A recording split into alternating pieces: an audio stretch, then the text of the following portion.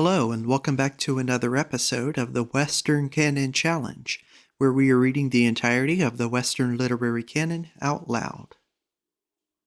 Today we are finishing up the rest of essay number 3 from the Genealogy of Morals. This is an essay entitled, What is the Meaning of Ascetic Ideals? And we are finishing up this essay in this video, and I believe this is also then the last video of this particular book by Nietzsche. So we are both ending this essay and the book in this video. And then from there, I'm not sure which is next. I'll have to look up. But I think we have another 2 or 3 of Nietzsche's works to get through before we move on to our next author. But with that said, we are up to number 20. I'm not sure what you want to call it. Point number 20, section number 20, chapter. It's probably not chapter. But we are up to 20 in essay 3. So with that said, I will go ahead and get started.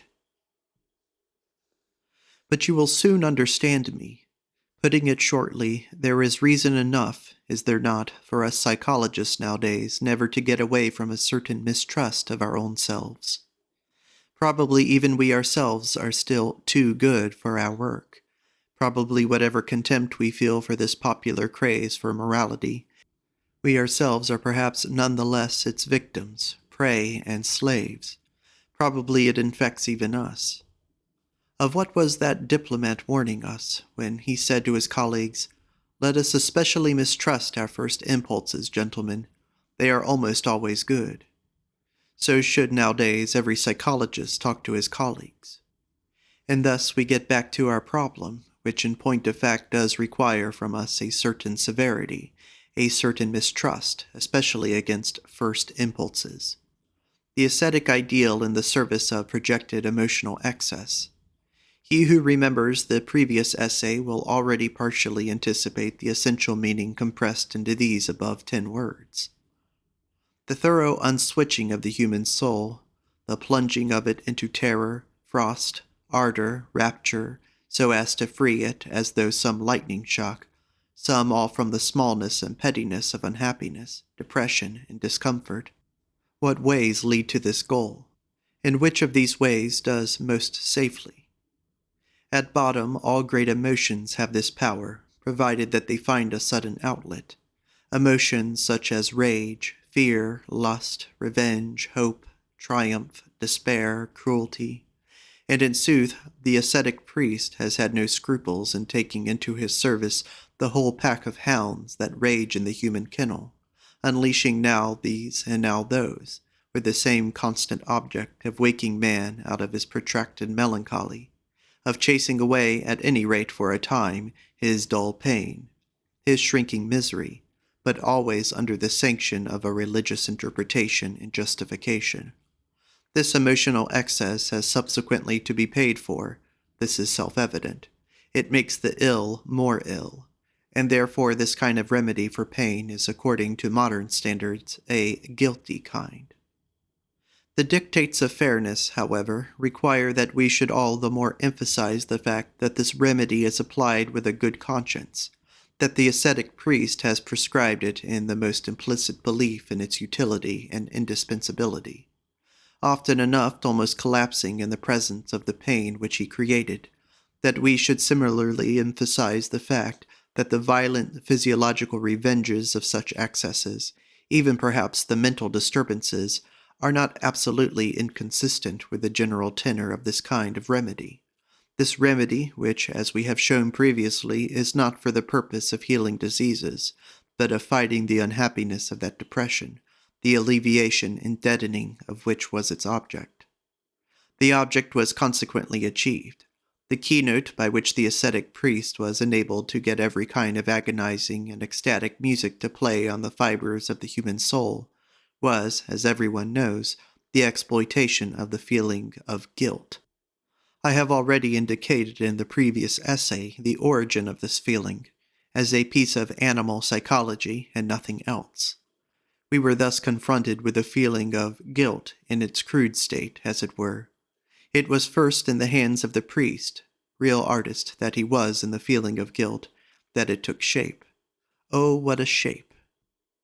Sin, for that is the name of the new priestly version of the animal bad conscience, the inverted cruelty, has up to the present been the greatest event in the history of the diseased soul. In sin, we find the most perilous and fatal masterpiece of religious interpretation. Imagine man suffering from himself, some way or other, but at any rate physiologically, perhaps like an animal shut up in a cage, not clear as to the why and the wherefore.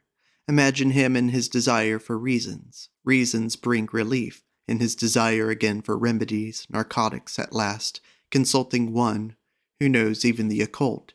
And see, lo and behold, he gets a hint from his wizard, the ascetic priest, his first hint on the cause of his trouble. He must search for it in himself, in his guiltiness, in a piece of the past. He must understand this very suffering as a state of punishment. He has heard, he has understood, as the unfortunate. He is now in the plight of a hen round which a line has been drawn. He never gets out of the circle of lines. The sick man has been turned into the sinner, and now for a few thousand years we never get away from the sight of this new invalid of a sinner. Shall we never get away from it? Wherever we look, everywhere the hypnotic gaze of the sinner always moving in one direction, in the direction of guilt, the only cause of suffering. Everywhere the evil conscience, this ghoulish tear, to use Luther's language, everywhere rumination over the past, a distorted view of action, the gaze of the green-eyed monster turned on all action, everywhere the willful misunderstanding of suffering, its transvaluation into feelings of guilt, fear of retribution, everywhere the scourge, the hairy shirt, the starving body, contrition, everywhere the sinner breaking himself on the ghastly will of a restless and morbidly eager conscience, everywhere mute pain, extreme fear, the agony of a tortured heart, the spasms of an unknown happiness, the shriek for redemption. In point of fact, thanks to this system of procedure, the old depression, dullness, and fatigue were absolutely conquered. Life itself became interesting again, awake, eternally awake, sleepless, glowing, burnt away, exhausted, and yet not tired. Such was the figure cut by man, the sinner who was initiated into these mysteries. This grand old wizard of an ascetic priest fighting with depression, he had clearly triumphed. His kingdom had come. Men no longer grumbled at pain. Men panted after pain. More pain! More pain! So for centuries on end shrieked the demand of his acolytes and initiates. Every emotional excess which hurt, everything which broke, overthrew, crushed, transported, ravished, the mystery of torture chambers, the ingenuity of hell itself, all this was now discovered, divined, exploited. All this was at the service of the wizard. All this served to promote the triumph of his ideal, the ascetic ideal. "My kingdom is not of this world," quoth he, both at the beginning and at the end. Had he still the right to talk like that? Goethe has maintained that there are only 36 tragic situations. We would infer from that, did we not know otherwise, that Goethe was no ascetic priest. He knows more. 21.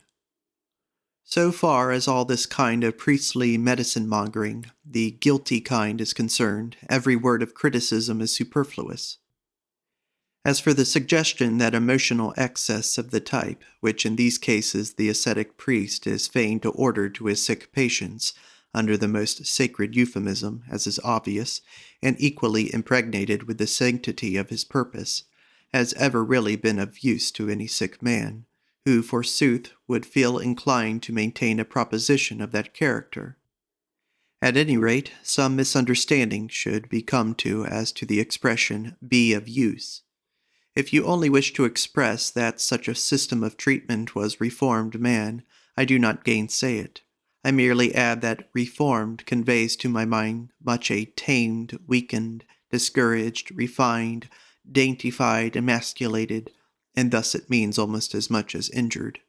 But when you have to deal principally with sick, depressed, and oppressed creatures, such a system, even granted that it makes the ill better, under any circumstances also makes them more ill. Ask the mad doctors, the invariable result of a methodical application of penance torture, contritions, and salvation ecstasies. Similarly, ask history. In every body politic, where the ascetic priest has established this treatment of the sick, disease has on every occasion spread with sinister speed throughout its length and breadth. What was always the result? A shattered nervous system, in addition to the existing malady, and this in the greatest as in the smallest, in the individuals as in masses. We find, in consequence of the penance and redemption training, awful epileptic epidemics, the greatest known to history, such as the St. Vitus and St. John dances of the Middle Ages. We find, as another phase of its after effect, frightful mutilations and chronic depressions, by means of which the temperament of a nation or a city, Geneva, Bale, is turned once for all into its opposite. This training, again, is responsible for the witch hysteria, a phenomenon analogous to somnambulism. 8 great epidemic outbursts of this only between 1564 and 1605. We find likewise in its train those delirious death cravings of large masses, whose awful shriek, "Aviva la mort," was heard over the whole of Europe, now interrupted by voluptuous variations and anon by a rage for destruction, just as the same emotional sequence, with the same intermittencies and sudden changes, is now universally observed in every case where the ascetic doctrine of sin scores once more a great success. Religious neurosis appears as a manifestation of the devil. There is no doubt of it. What is it? We must ask. Speaking generally, the ascetic ideal and its sublime moral cult, this most ingenious, reckless, and perilous systemization of all methods of emotional excess, is writ large in a dreadful and unforgettable fashion on the whole history of man, and unfortunately not only on history. I was scarcely able to put forward any other elements which attack the health and race of efficiency of Europeans with more destructive power than did this ideal. It can be dubbed, without exaggeration, the real fatality and the history of the health of the European man. At the most, you can merely draw a comparison with the specifically German influence. I mean the alcohol poisoning of Europe, which up to the present has kept pace exactly with the political and racial predominance of the Germans. Where they inoculated their blood, there too did they inoculate their vice. Third in the series comes syphilis, magno sed proximo intervallo. 22. The ascetic priest has, wherever he has obtained the mastery, corrupted the health of the soul. He has consequently also corrupted taste in artibus et literis. He corrupts it still. Consequently, I hope I shall be granted this consequently at any rate. I am not going to prove it first. One solitary indication, it concerns the arch book of Christian literature, their real model, their book in itself. In the very midst of the Greco-Roman splendor, which was also a splendor of books, face to face with an ancient world of writings which had not yet fallen into decay and ruin, at a time when certain books were still to be read, to possess which we would give nowadays half our literature in exchange. At that time, the simplicity and vanity of Christian agitators, they are generally called fathers of the church, dared to declare, "We too have our classical literature, we do not need that of the Greeks." And meanwhile they proudly pointed to their books of legends, their letters of apostles, and their apologetic tractlets, just in the same way that today the English Salvation Army wages its fight against Shakespeare and other heathens with an analogous literature. You already guess it. I do not like the New Testament. It almost upsets me that I stand so isolated in my tastes so far as concerns this overvalued scripture. The taste of 2,000 years is against me, but what boots it? Here I stand, I cannot help myself. I have the courage of my bad taste. The Old Testament, yes, that is something quite different. All honor to the Old Testament. I find therein great men, an heroic landscape, and one of the rarest phenomena in the world, the incomparable naivete of the strong heart. Further still, I find a people. In the new, on the contrary, just a hostel of petty sects, pure rococo of the soul, twisting angles and fancy touches, nothing but conventicle air, not to forget an occasional whiff of bucolic sweetness which appertains to the epoch and the Roman province, and is less Jewish than Hellenistic. Meekness and braggadocio cheek by jowl, an emotional garrulousness that almost deafens, passionate hysteria, but no passion, painful pantomime. Here manifestly everyone lacked good breeding. How dare anyone make so much fuss about their little failings as do these little pious fellows? No one cares a straw about it, let alone God. Finally, they actually wish to have the crown of eternal life, to all these little provincials. In return for what, in sooth? For what end? It is impossible to carry insolence any further. An immortal Peter?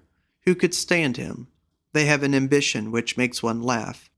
The thing dishes up cut and dried his most personal life, his melancholies and common organ troubles, as though the universe itself were under an obligation to bother itself about them.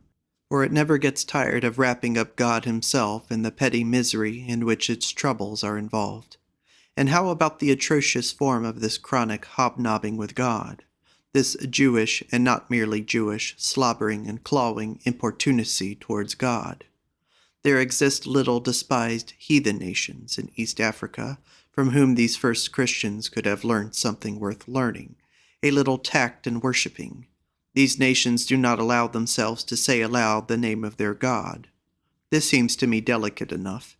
It is certain that it is too delicate, and not only for primitive Christians. To take a contrast just to recollect Luther, the most quote-unquote eloquent and insolent peasant whom Germany has had. Think of the Lutheran tone in which he felt quite the most in his element during his tete-a-tetes with God. Luther's opposition to the medieval saints of the Church, in particular against that devil's hog, the Pope, was, there is no doubt, at bottom the opposition of a boor who was offended at the good etiquette of the Church, that worship etiquette of the sacerdotal code, which only admits to the Holy of Holies the initiated and the silent, and shuts the door against the boors. These definitely were not to be allowed a hearing in this planet, but Luther, the peasant, simply wished it otherwise. As it was not German enough for him. He personally wished himself to talk direct, to talk personally, to talk straight from the shoulder with his God. Well, he's done it. The ascetic ideal, you will guess, was at no time in place a school of good taste, still less of good manners. At the best, it was a school for sacerdotal manners. That is, it contains in itself something which was a deadly enemy to all good manners. Lack of measure, opposition to measure, it is itself a non plus ultra. 23. The ascetic ideal has corrupted not only health and taste, there are also third, fourth, fifth, and sixth things which it has corrupted. I shall take care not to go through the catalogue. When should I get to the end?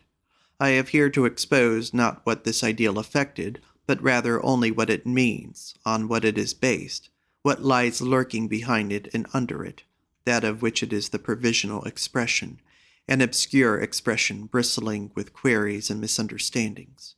And with this object only in view, I presumed not to spare my readers a glance at the awfulness of its results, a glance at its fatal results. I did this to prepare them for the final and most awful aspect presented to me by the question of the significance of that idea. What is the significance of the power of that ideal, the monstrousness of its power? Why is it given such an amount of scope? Why is not a better resistance offered against it? The ascetic ideal expresses one will. Where is the opposition will, in which an opposition ideal expresses itself? The ascetic ideal has an aim. This goal is, putting it generally, that all other interests of human life should, measured by its standard, appear petty and narrow. It explains epochs, nations, men, in reference to this one end. It forbids any other interpretation, any other end. It repudiates, denies, affirms, confirms, only in the sense of its own interpretation. And was there ever a more thoroughly elaborated system of interpretation? It subjects itself to no power. Rather does it believe in its own precedence over every power. It believes that nothing powerful exists in the world that has not first got to receive from it a meaning, a right to exist, a value as being an instrument in its work, a way and means to its end, to one end. Where is the counterpart of this complete system of will, end, and interpretation? Why is the counterpart lacking? Where is the other one aim? But I am told it is not lacking, that not only has it fought a long and fortunate fight with that ideal, but that further it has already won the mastery over that ideal in all essentials. Let our whole modern science attest this, that modern science, which, like the genuine reality philosophy which it is, manifestly believes in itself alone, manifestly has the courage to be itself, the will to be itself, and has got on well enough without God, another world, and negative virtues. With all their noisy agitator babble, however, they affect nothing with me. These trumpeters of reality are bad musicians. Their voice do not come from the deeps with sufficient audibility. They are not the mouthpiece for the abyss of scientific knowledge. For today, scientific knowledge is an abyss. The word science in such trumpeters' mouths is a prostitution, an abuse, an impertinence. The truth is just the opposite from what is maintained in the ascetic theory. Science has today absolutely no belief in itself, let alone in an ideal superior to itself, and wherever science still consists of passion, love, ardor, suffering, it is not the opposition to that ascetic ideal, but rather the incarnation of its latest and noblest form. Does that ring strange? There are enough brave and decent working people, even among the learned men of today, who like their little corner, and who, just because they are pleased so to do, become at times indecently loud with their demand that people today should be quite content, especially in science, for in science there is so much useful work to do. I do not deny it. There is nothing I should like less than to spoil the delight of these honest workers in their handiwork, for I rejoice in their work. But the fact of science requiring hard work, the fact of its having contented workers, is absolutely no proof of science as a whole having today one end, one will, one ideal, one passion for a great faith. The contrary, as I have said, is the case. When science is not the latest manifestation of the ascetic ideal, but these are cases in such rarity, selectness, and exquisiteness as to preclude the general judgment being affected thereby. Science is a hiding place for every kind of cowardice, disbelief, remorse, self-hatred, bad conscience.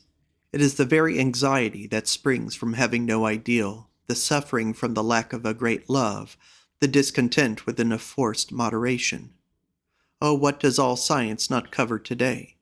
How much at any rate does it not try to cover? The diligence of our best scholars, their senseless industry, their burning the candle of their brain at both ends, their very mastery in their handiwork, how often is the real meaning of all that to prevent themselves continuing to see a certain thing? Science as a self-anesthetic, do you know that?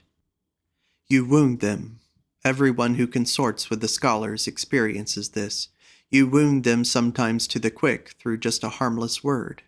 When you think you are paying them a compliment, you embitter them beyond all bounds, simply because you didn't have the finesse to infer the real kind of customers you had to tackle, the sufferer kind, who won't own up to even themselves what they really are.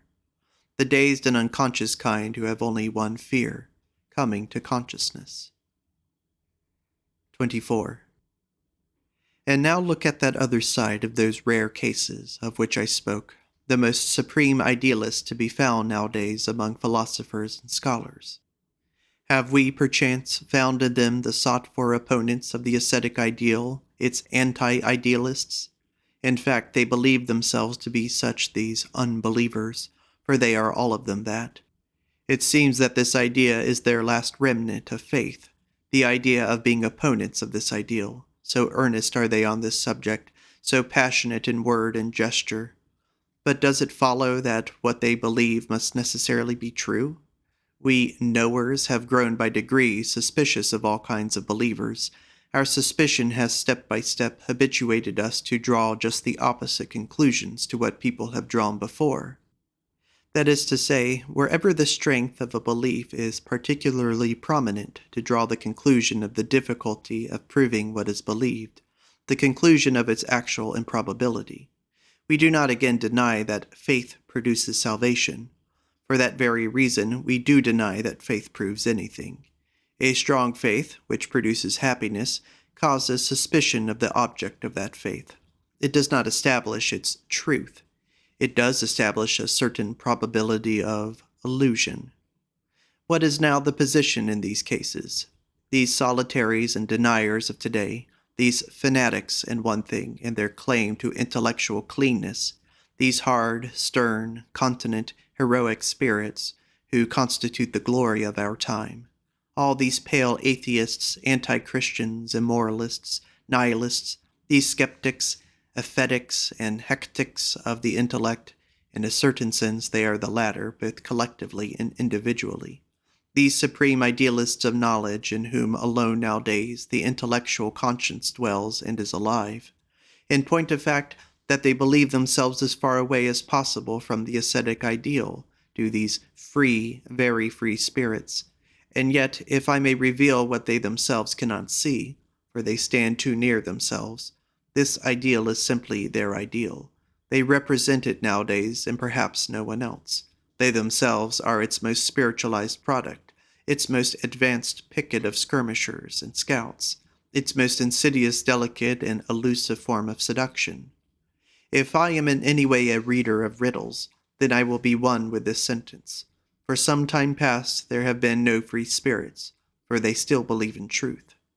When the Christian crusaders in the East came into collision with that invincible order of assassins, that order of free spirits par excellence, whose lowest grade lives in a state of discipline such as no order of monks has ever attained, then in some way or other they managed to get an inkling of that symbol and tally word that was reserved for the highest grade alone as their secretum. Nothing is true, everything is allowed. In sooth, that was freedom of thought, thereby was taking leave of the very belief in truth. Has indeed any European, any Christian freethinker ever yet wandered into this proposition and its labyrinthine consequences? Does he know from experience the Minotauros of this den? I doubt it. Nay, I know otherwise. Nothing is more really alien to these monofanatics, these so-called free spirits, than freedom and unfettering in that sense. In no respect are they more closely tied. The absolute fanaticism of their belief in truth is unparalleled. I know all this perhaps too much from experience at close quarters. That dignified philosophic abstinence to which a belief like that binds its adherents. That stoicism of the intellect which eventually vetoes negation as rigidly as it does affirmation. That wish for standing still in front of the actual, the factum brutum, that fatalism in petites fates, see petite fatalism as I call it, in which French science now attempts a kind of moral superiority over German, this renunciation of interpretation generally, that is, of forcing, doctoring, abridging, omitting, suppressing, inventing, falsifying, and all the other essential attributes of interpretation. All this, considered broadly, expresses the asceticism of virtue, quite as efficiently as does any repudiation of the senses. It is at bottom only a modus of that repudiation. But what forces it into that unqualified will for truth is the faith in the ascetic ideal itself, even though it take the form of its unconscious imperatives. Make no mistake about it, it is the faith, I repeat, in a metaphysical value, an intrinsic value of truth, of a character which is only warranted and guaranteed in this ideal. It stands and falls with that ideal. Judged strictly, there does not exist a science without its hypotheses. The thought of such a science is inconceivable, illogical. A philosophy, a faith must always exist first to enable science to gain thereby a direction, a meaning, a limit and method, a right to existence. He who holds a contrary opinion on the subject, he, for example, who takes it upon himself to establish philosophy upon a strictly scientific basis, has first to go to turn upside down not only philosophy, but also truth itself, the gravest insult which could possibly be offered to two such respectable females. Yes, there is no doubt about it, and here I quote from my Joyful Wisdom, from Book 5, Aphorism 344, quote, "The man who is truthful in that daring and extreme fashion, which is the presupposition of the faith in science, asserts thereby a different world from that of life, nature, and history. And insofar as he asserts the existence of that different world, come, must he not similarly repudiate its counterpart, this world, our world? The belief on which our faith in science is based has remained to this day a metaphysical belief. Even we knowers of today, we godless foes of metaphysics, we too take our fire from that conflagration which was kindled by 1,000-year-old faith, from that Christian belief, which was also Plato's belief, the belief that God is truth, that truth is divine. But what if this belief becomes more and more incredible? What if nothing proves itself to be divine unless it be error, blindness, lies? What if God himself proved himself to be our oldest lie?" End quote. It is necessary to stop at this point and to consider the situation carefully. Science itself now needs a justification, which is not for a minute to say that there is such a justification. Turn in this context to the most ancient and most modern philosophers. They all fail to realize the extent of the need of a justification on the part of the will for truth. Here is a gap in every philosophy. What is it caused by? Because up to the present, the ascetic ideal dominated all philosophy, because truth was fixed as being, as God, as the supreme court of appeal, because truth was not allowed to be a problem. Do you understand this, quote-unquote, allowed? From the minute that the belief in God of the ascetic ideal is repudiated, there exists a new problem, the problem of the value of truth. These will for truth needed a critique. Let us define by these words our own task. The value of truth is tentatively to be called in question. If this seems too laconically expressed, I recommend the reader to peruse again that passage from the Joyful Wisdom, which bears the title, "How Far We Also Are Still Pious," Aphorism 344, and best of all, the whole 5th book of that work, as well as the preface to The Dawn of Day. 25.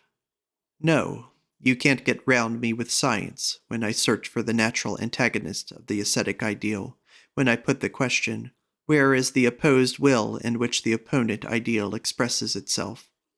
Science is not, by a long way, independent enough to fulfill this function. In every department, science needs an ideal value, a power which creates values, and in whose service it can believe in itself. Science itself never creates values.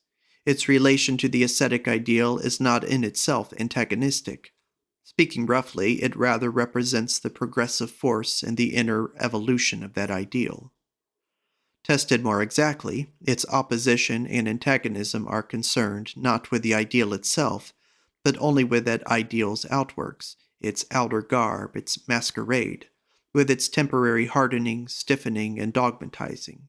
It makes the life in the ideal free once more, while it repudiates its superficial elements. These two phenomena, science and the ascetic ideal, both rest on the same basis. I have already made this clear. The basis, I say, of the same over-appreciation of truth.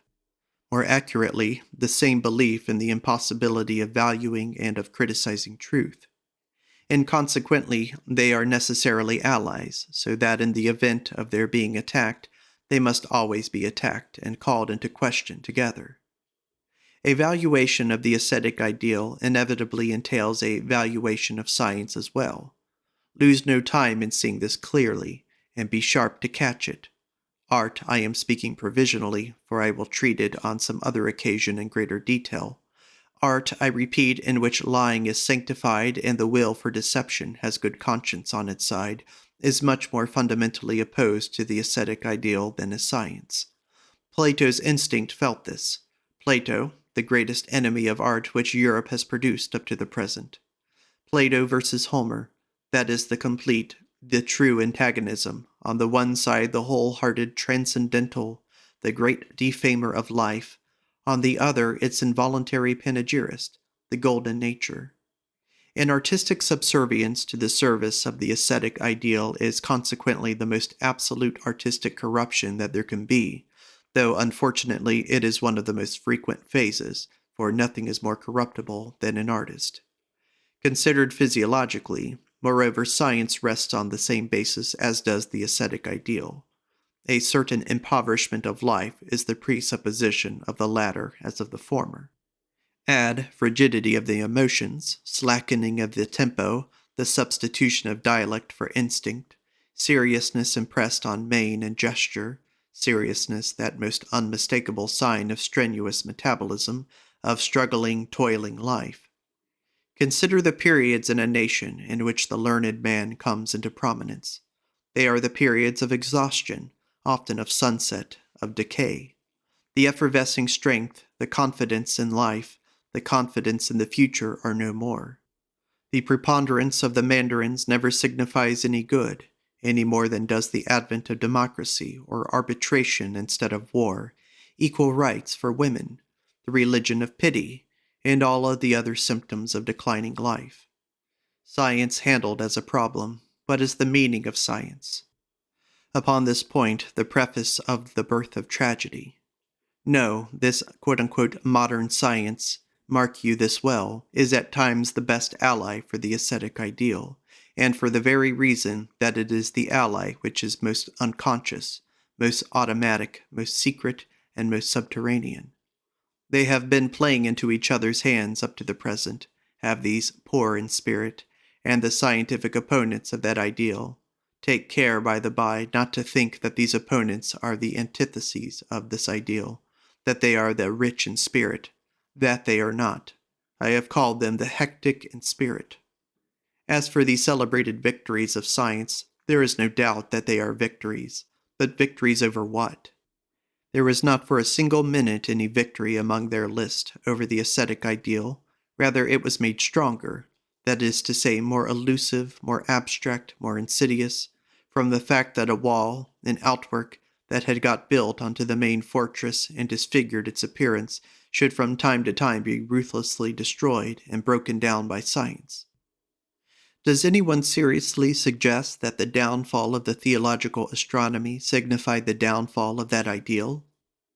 Has, perchance, man grown less in need of a transcendental solution of his riddle of existence, because since that time this existence has become more random, casual, and superfluous in the visible order of the universe?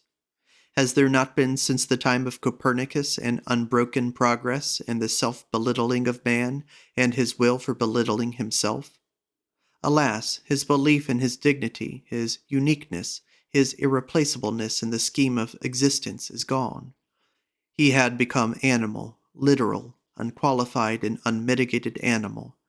He who in his earlier belief was almost God, child of God, demigod. Since Copernicus, man seems to have fallen onto a steep plane. He rolls faster and faster away from the center. Whither? Into nothingness? Into the thrilling sensation of his own nothingness? Well, this would be the straight way to the old ideal. All science, and by no means only astronomy with regard to the humiliating and deteriorating effect of which Kant has made a remarkable confession, quote, "It annihilates my own importance," end quote.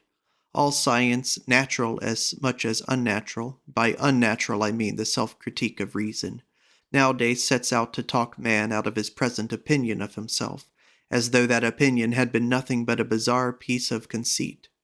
You might go so far as to say that science finds its peculiar pride, its peculiar bitter form of stoical ataraxia in preserving man's contempt of himself, that state which it took so much trouble to bring about, as man's final and most serious claim to self-appreciation.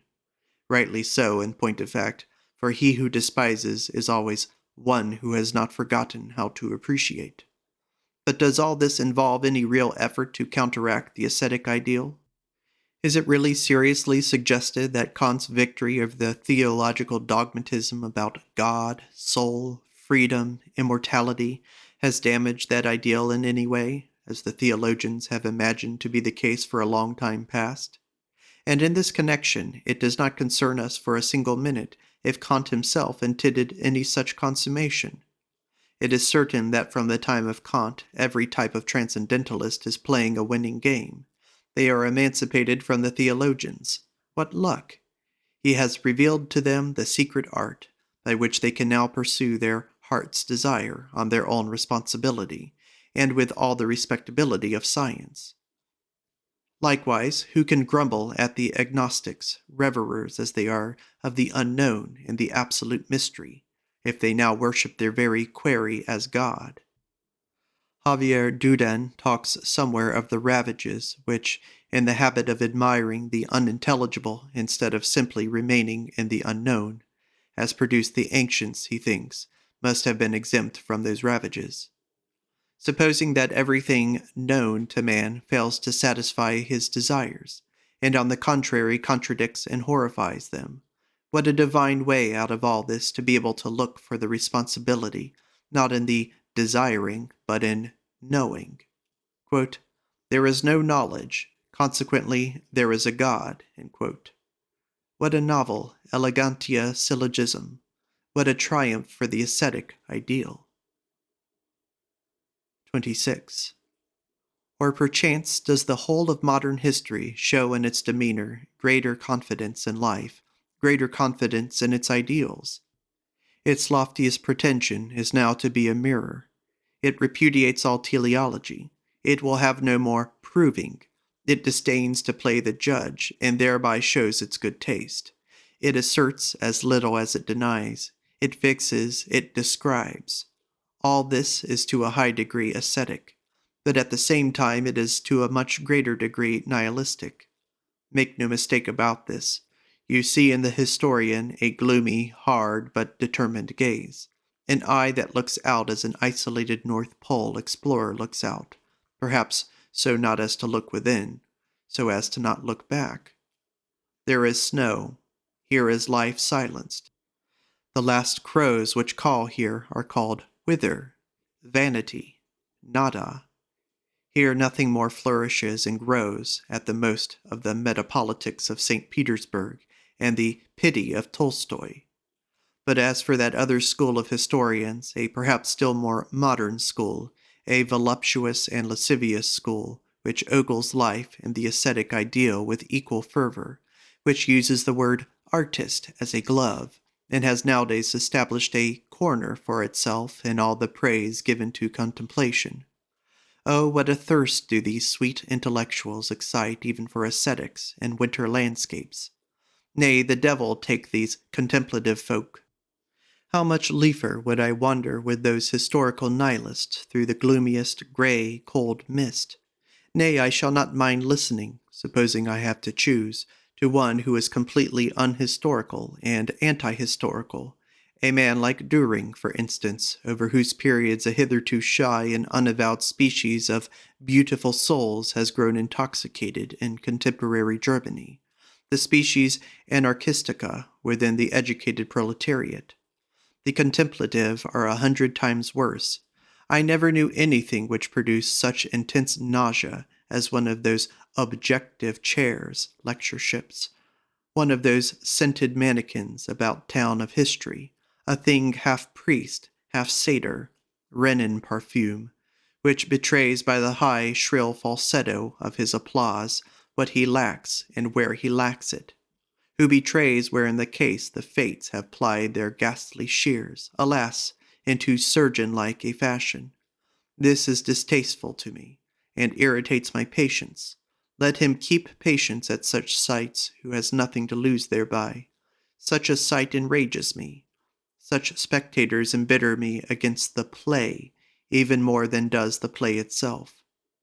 History itself, you understand. Anacreontic moods imperceptibly come over me. This nature. Who gave to the steer its horn, to the lion its chasm of teeth? For what purpose did nature give me my foot? To kick by St. Anacreon, and not merely to run away. To trample on all the worm-eaten chairs, the cowardly contemplators, the lascivious eunuchs of history, the flirters with ascetic ideals, the righteous hypocrites of impotence. All reverence on my part to the ascetic ideal insofar as it is honorable, so long as it believes in itself and plays no prank on us. But I like not at all these coquettish bugs who have an insatiate ambition to smell of the infinite, until eventually the infinite smells of bugs. I like not the whited sepulchres with their strategy reproduction of life. I like not the tired and the used up who wrap themselves in wisdom and look objective. I like not the agitators dressed up as heroes, who hide their dummy heads behind the stalking horse of an ideal.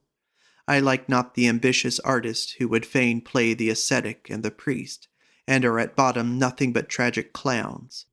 I like not, again, these newest speculators in idealism, the anti-Semites, who nowadays roll their eyes in the patent Christian Aryan man of honor fashion, and by an abuse of moralist attitudes and agitation, dodges, so cheap as to exhaust any patience, strive to excite all the blockhead elements in the populace. The invariable success of every kind of intellectual charlatanism in present-day Germany hangs together with an almost indisputable and already quite palpable dissolution of the German mind, whose cause I look for in a too exclusive diet of papers, politics, beer, and Wagnerian music, not forgetting the condition precedent of this diet, the national exclusiveness and vanity, the strong but narrow principle, Germany, Germany, above everything, and finally the paralysis agitans of modern ideas. Europe nowadays is, above all, wealthy and ingenious in means of excitement. It apparently has no more crying necessity than stimulantia and alcohol. Hence the enormous counterfeiting of ideals, those most fiery spirits of the mind. Hence, too, the repulsive, evil-smelling, perjured, pseudo-alcoholic air everywhere.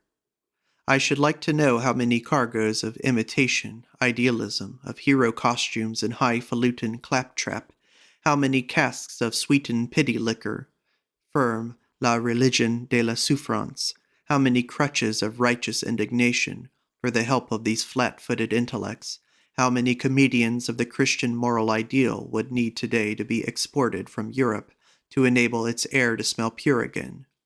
It is obvious that, in regard to this overproduction, a new trade possibility lies open. It is obvious that there is a new business to be done in little ideal idols and obedient idealists. Don't pass over this tip. Who has sufficient courage? We have in our hands the possibility of idealizing the whole earth. But what am I talking about courage? We only need one thing here. A hand. A very free hand. 27. Enough. Enough. Let us leave these curiosities and complexities of the modern spirit, which excite as much laughter as disgust. Our problem can certainly do without them. The problem of the meaning of the ascetic ideal. What has it got to do with yesterday or today?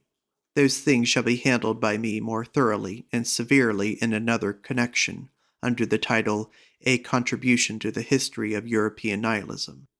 I refer for this to a work which I am preparing, The Will to Power, an attempt at a transvaluation of all values. The only reason why I come to allude to it here is this. The ascetic ideal has at times, even in its most intellectual sphere, only one real kind of enemies and damagers. These are the comedians of this ideal, for they awake mistrust. Everywhere otherwise, where the mind is at work seriously, powerfully, and without counterfeiting, it dispenses altogether now with an ideal. The popular expression for this abstinence is atheism, with the exception of the will for truth. But this will, this remnant of an ideal is, if you will believe me, that ideal itself in its severest and cleverest formulation, esoteric through and through, stripped of all outworks, and consequently not so much its remnant as its kernel. Unqualified honest atheism, and its air only do we breathe, we, the most intellectual men of this age, is not opposed to that ideal, to the extent that it appears to be. It is rather one of the final phases of its evolution, one of its syllogisms and pieces of inherent logic. It is the awe-inspiring catastrophe of a 2,000-year training in truth, which finally forbids itself the lie of the belief in God. The same course of development in India, quite independently and consequently of some demonstrative value. The same ideal driving to the same conclusion, the decisive point, reached 500 years before the European era, or more precisely at the time of Buddha. It started in the Sankhya philosophy, and then this was popularized through Buddha and made into a religion. What, I put the question with all strictness, has really triumphed over the Christian God?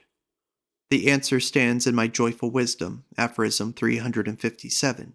Quote, the Christian morality itself, the idea of truth, taken as it was with increasing seriousness, the confessor subtlety of the Christian conscience translated and sublimated into the scientific conscience and to intellectual cleanness at any price. Regarding nature as though it were a proof of the goodness and guardianship of God, interpreting history in honor of a divine reason as a constant proof of a moral order of the world and a moral teleology, explaining our own personal experiences as pious men have for long enough explained them, as though every arrangement, every nod, every single thing were invented and sent out of love for the salvation of the soul. All this is now done away with. All this has the conscience against it, and is regarded by every subtler conscience as disreputable, dishonorable, as lying, feminism, weakness, cowardice. By means of this severity, if by means of anything at all, are we, in sooth, good Europeans, and heirs of Europe's longest and bravest self-mastery. All great things go to ruin by reason of themselves, by reason of an act of self-dissolution. So wills the law of life, the law of necessary self-mastery, even in the essence of life. Ever is the lawgiver finally exposed to the cry, submit to the law that you yourself have made. In thus wise did Christianity go to ruin as a dogma, through its own morality. In thus wise must Christianity go again to ruin today as a morality. We are standing on the threshold of this event. After Christian truthfulness has drawn one conclusion after the other, it finally draws its strongest conclusion, its conclusion against itself. This, however, happens when it puts the question, what is the meaning of every will for truth? And here again do I touch on my problem, on our problem, my unknown friends, for as yet I know of no friends. What sense has our whole being if it does not mean that in our own selves that will for truth has come to its own consciousness as a problem? By reason of this attainment of self-consciousness on the part of the will for truth, morality from henceforward, there is no doubt about it, goes to pieces. This is that great 100-act play that is reserved for the next 2 centuries of Europe, the most terrible, the most mysterious, and perhaps also the most hopeful of all plays. 28. If you accept the ascetic ideal, man, the animal man, had no meaning. His existence on earth contained no end. Quote, what is the purpose of man at all? Was a question without an answer. The will for man in the world was lacking. Behind every great human destiny rang, as a refrain, a still greater vanity. The ascetic ideal simply means this, that something was lacking, that a tremendous void encircled man. He did not know how to justify himself, to explain himself, to affirm himself. He suffered from the problem of his own meaning. He suffered also in other ways. He was in the main a diseased animal. But his problem was not suffering itself, but the lack of an answer to that crying question, to what purpose do we suffer? Man, the bravest animal and the one most inured to suffering, does not repudiate suffering in itself. He wills it, he even seeks it out, provided that he has shown a meaning for it, a purpose of suffering. Not suffering, but the senselessness of suffering was the curse, which till then lay spread over humanity, and the ascetic ideal gave it a meaning. It was up till then the only meaning, but any meaning is better than no meaning. The ascetic ideal was in that connection, the, for want of something better, par excellence that existed at that time. In that ideal, suffering found an explanation. The tremendous gap seemed filled. The door to all suicidal nihilism was closed. The explanation, there is no doubt about it, brought in its train new suffering, deeper, more penetrating, more venomous, gnawing more brutally into life. It brought all suffering under the perspective of guilt. But in spite of all that, man was saved thereby. He had a meaning, and from henceforth was no more like a leaf in the wind, a shuttlecock of chance, of nonsense. He could now will something, absolutely immaterial to what end, to what purpose, with what means he wished. The will itself was saved. It is absolutely impossible to disguise what in point of fact is made clear by every complete will that has taken its direction from the ascetic ideal. This hate of the human, and even more of the animal, and more still of the material, this horror of the senses, of reason itself, this fear of happiness and beauty, this desire to get right away from an illusion, change, growth, death, wishing and even desiring, all this means. Let us have the courage to grasp it. A will for nothingness, a will opposed to life, a repudiation of the most fundamental conditions of life. But it is and remains a will. And to say at the end that which I said at the beginning, man will wish nothingness rather than not wish at all. This is the end of The Genealogy of Morals by Friedrich Nietzsche. Thank you for listening.